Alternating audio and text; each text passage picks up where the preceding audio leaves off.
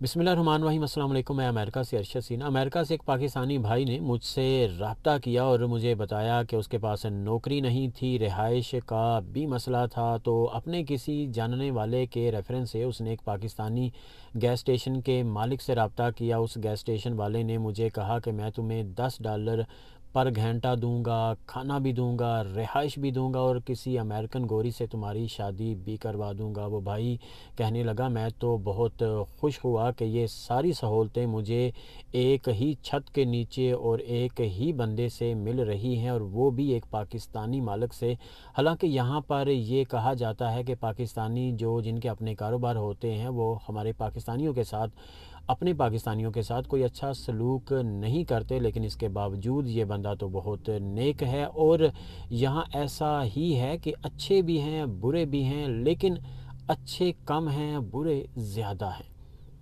वो भाई कहने लगा कि मैं एक स्टेट से दूसरी स्टेट उनके पास चला गया और काम शुरू कर दिया। चंद हफ्ते तो फ्री काम हुआ, क्योंकि यहाँ हमारे जो पाकिस्तानी जिनके अपने कारोबार हैं, हम पाकिस्तानियों से और ख़ासकर उनसे जिनके पास यहाँ के पेपर नहीं होते, उनसे मुफ्त काम लेते हैं, और वो भी सिखाने के बहाने से कि हमने आपको ट्रेंड करना है। और ट्रेनिंग किस चीज़ की होती है? सफाई करने की।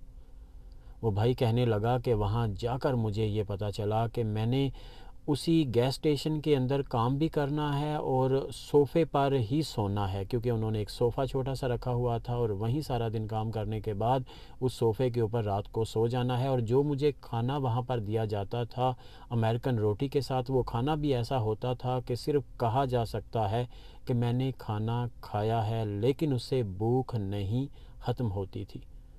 वो भाई कहने लगा कि मैंने चंद हफ्ते तो काम किए मजबूरी के तहत कि ये यहाँ पर मेरी शादी करवा देंगे, यहाँ मैं सेटल हो जाऊँगा। वो कहने लगा कि चंद हफ्ते काम करवाने के बाद जब मुझे पे देने की बारी आई तो उस पाकिस्तानी गैस स्टेशन के मालिक ने एक तरफ तो $9 पर घंटे के हिसाब से सैलरी दी और दूसरा $10 रोज़ के भी काट लिए। तो पाकिस्तानी भाई ने उससे पूछा कि मेरी आपसे $10 पर घंटे के हिसाब से बात हुई थी, और ये $10 आप किस बात के काट रहे हैं? तो उसने कहा कि ये रिहाइश और खाने के, और $9 से ज़्यादा मैं तुम्हें दे नहीं सकता। तो पाकिस्तानी भाई ने उससे कहा कि रिहाइश किस चीज़ की? मैं तो गैस स्टेशन के अंदर सोता हूँ एक छोटे से सोफ़े पर, वहाँ पर भी मेरी नींद पूरी नहीं हो पाती, और जो खाना आप मुझे देते हैं वो भी मेरे लिए नाकाफ़ी होता है। तो गैस स्टेशन का मालिक कहने लगा, तुम मेरी प्रॉपर्टी के अंदर सोते हो, पैसे तो देने पड़ेंगे। उस पाकिस्तानी भाई ने उससे पूछा कि आपने शादी का वादा अभी किया था? तो पाकिस्तानी गैस स्टेशन के मालिक ने कहा, शादी करना इतना आसान नहीं है, कुछ अरसा मज़ीद काम करो फिर सोचेंगे। पहले वो कह रहा था कि मैं करवा दूंगा, लेकिन अब कह रहा है कि फिर सोचेंगे। अब ज़रूरी नहीं है कि सारे ही पाकिस्तानी जो यहाँ अमेरिका में कारोबार करते हैं ऐसे हों।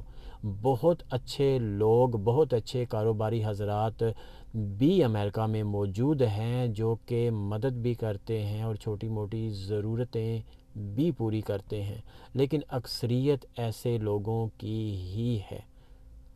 उस भाई ने कहा कि मैंने वहाँ पर कुछ अरसा काम किया और उसके बाद छोड़ दिया। अपना बहुत सा ख्याल रखिए, और अपने साथ जुड़े हुए सभी लोगों का भी, अपने माँ बाप का, अपने बहन भाइयों का, बीवी बच्चों का, अजीज़ों कारब का, हमसायों का, दोस्तों का, गरीबों, यतीमों, बुज़ुर्गों का भी, सबका। और इस कहानी का मकसद ये था कि जो लोग अमेरिका में आना चाहते हैं, आने के लिए तैयार हैं, वो ये बात भी जहन में रखें कि जो बंदा आपको कोई आस या उम्मीद इस तरह की लगाता है, ज़रूरी नहीं कि वो उस पर पूरा उतरे। जज़ाकल्लाह।